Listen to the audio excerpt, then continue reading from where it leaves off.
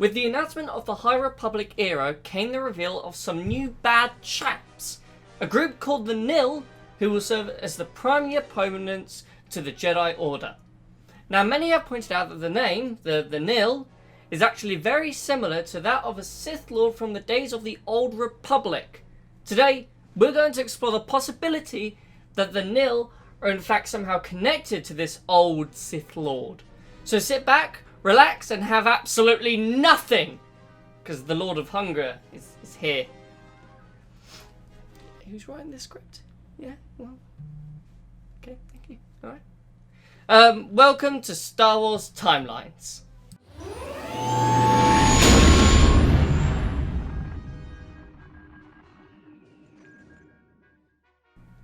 Now, we know that there have been several connections recently to the Sith Lords of old. Sith Trooper legions named after old Sith Lords such as Darth Revan. As well as this, there have been many recent hints and connections to the Old Republic era. So are the Nihil in fact connected to the Old Republic era Sith Lord Darth Nihilus? Only time can tell really, but let's have a full look into the ancient Sith Lord and see if we can find anything that might give us a little bit of information. Now, legend doesn't specify when Darth Nihilus was born, nor his birth name.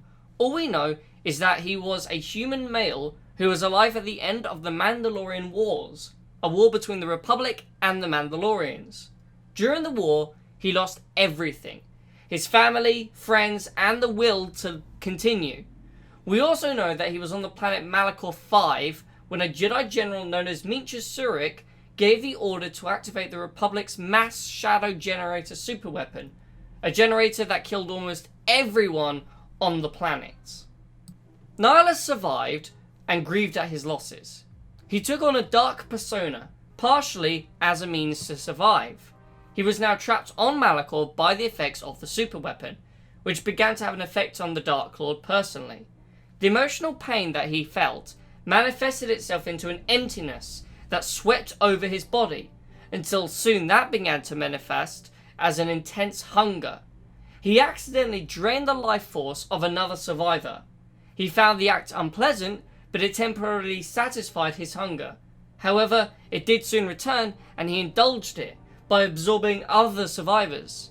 The more he fed, the shorter the hunger was appeased, and the more powerful it became. Nihilus remained on Malachor during the Jedi Civil War. When the Sith Lord Darth Malak was killed, Malak's Sith Empire turned on itself, with many factions rising to claim what little power they could. Nihilus was eventually discovered by the Dark Lord Darth Traya, who had sensed him and located him. Traya explained that it was the Force that fueled his hunger, and that the easiest way to appease it was to devour entire worlds. She took him to her school on the planet, the Trias Academy, where he learned the ways of the Sith alongside another Sith, Darth Sion. Both became Sith Lords, both taking the title of Darth Nihilus and Darth Sion. They then joined Traya to form the Sith Triumvirate, all taking a unique title. Nihilus took the name the Lord of Hunger. Nihilus consumed planets on several occasions, caring only to appease his hunger and allowing the dark side to consume him more and more each time he indulged his ever-intensifying hunger.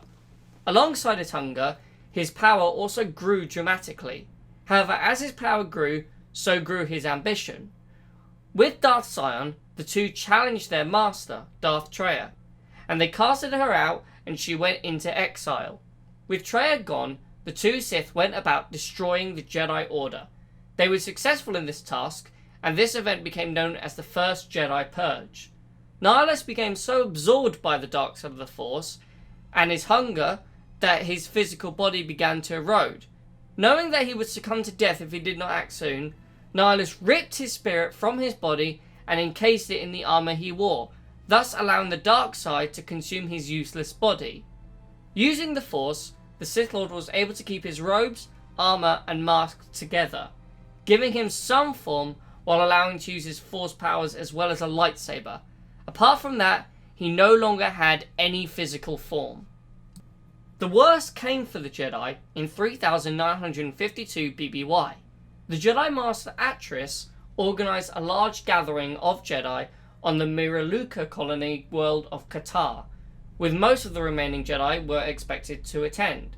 After organising the event, she then leaked the location as a ploy to lure Darth Nihilus there and destroy him. The plan to draw him worked. However, when Nihilus neared the planet, he spoke. His voice a great hunger that the Miraluka could see and feel through the Force. The Sith Lord's hunger overwhelmed them, and he obliterated the surface of Qatar, wiping out the entire colony and anything else touched by the Force. Doing this, Nihilus destroyed much of what remained of the Jedi Order, including Jedi Masters Zar Lestin, Dorak, and Vandar Tokar. Atris herself was spared this fate. There was one other survivor, a Miraluka woman named Visas Ma. Ma agreed to be trained by the Sith Lord as his apprentice, and developed a powerful Force bond with Nihilus. Time went on, and the Sith continued to reign dominance over the galaxy. Nihilus eventually felt a disturbance in the Force. Atris had set up another plan to defeat the Sith Lord, and had sent the Jedi General that had destroyed Malachor, Mitra Surik, after the Sith. Bent on getting revenge for what happened on Malachor, Nihilus went after her.